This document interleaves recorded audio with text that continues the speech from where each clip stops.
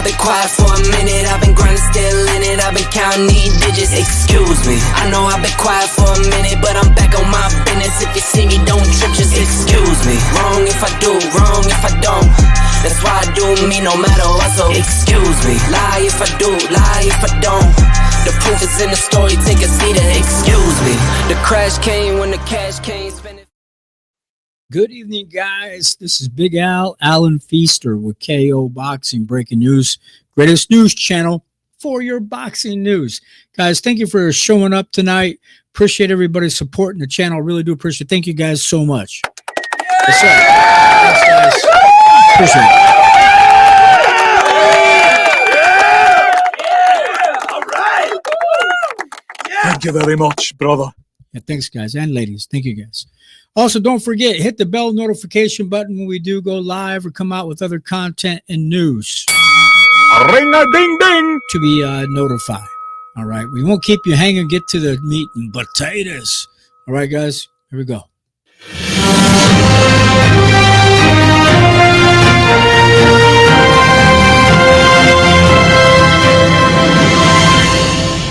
All right, guys. Here we go tonight.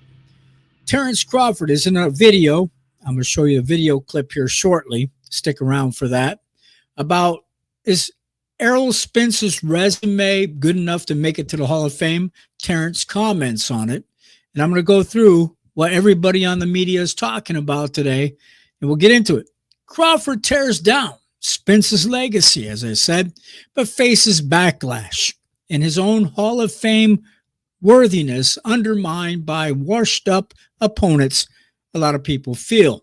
But keep in mind, before I get into this, we support Terence Crawford's team 100%. We support Bud 100%. But this is what everybody's talking about today in the news. Okay, guys, Terence Crawford says he doesn't think unified three-belt welterweight champion Errol Spence Jr. will make it to the Hall of Fame with the wins he has on his 13-year professional resume. Tell me what you think about that. Crawford says that Spence win over former welterweight champion Kell Brook came after the British fighter had suffered an eye injury in his previous fight against Gennadiy Golovkin. Other than Kell, Errol's best win was against Shawn Porter in 2019. Now, guys, Crawford feels that with the little that Spence has done in terms of big names and only fighting at 147 pounds is not enough to get into the Hall of Fame or to get the job done. Now, guys, this is the irony everybody's talking about. Okay. Interestingly, Crawford is basically tearing down his best career win because Spence is by far the number one win in his 17-year career. Other than Errol Spence, Bud's next good victory was over the 11-fight novice Israil Madrimov, who had very little experience as a pro when Crawford fought him in 2024, guys. Now, Madrimov came close, they're saying, to beating him. Now, some fans believe that Crawford fled from the 154-pound division after his close call with Madrimov, not wanting to mix it up with the killers that would expose him.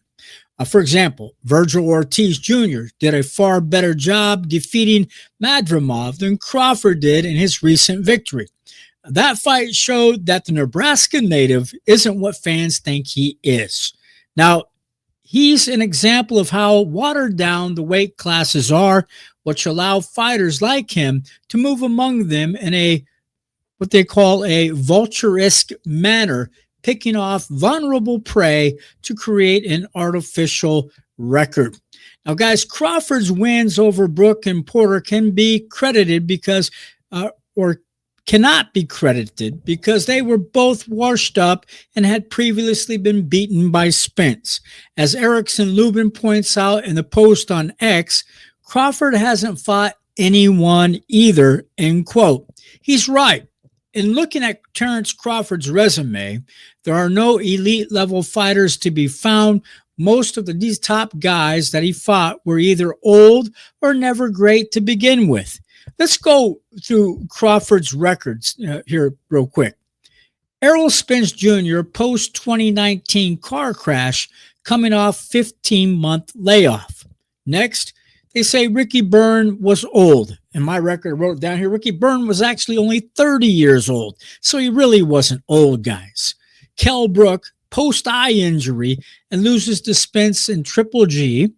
Okay. Also, we have Shawn Porter, beaten previously by Spence, and he also saying that he was old. When he fought Terence Crawford, was only 34 years old. So that's not really that old, okay, guys?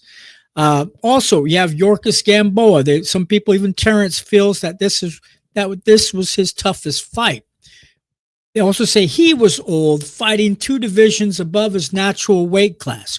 Well, Gamboa at that time was 32 years old. Terence, I think, was 26 years old. They both had the same record, the same knockout percentage rate, both undefeated. Both are fighting they both had O on their record, no losses. But here in quote, guys, I could retire right now, be in the Hall of Fame. He couldn't, end quote, said Terence Crawford, the Pound for Pound with Kamaru and Henry podcast. Now, guys, talking about Errol Spence Jr., everything I accomplished, he's still trying to accomplish right now. How, end quote, said Terence when asked if he believes Spence will be in the Hall of Fame. Also in quote, guys, Terence says he fought in 1 division welterweight and he unified. He had 3 belts. What I'm saying is they already called him a weight bully, right? He goes on.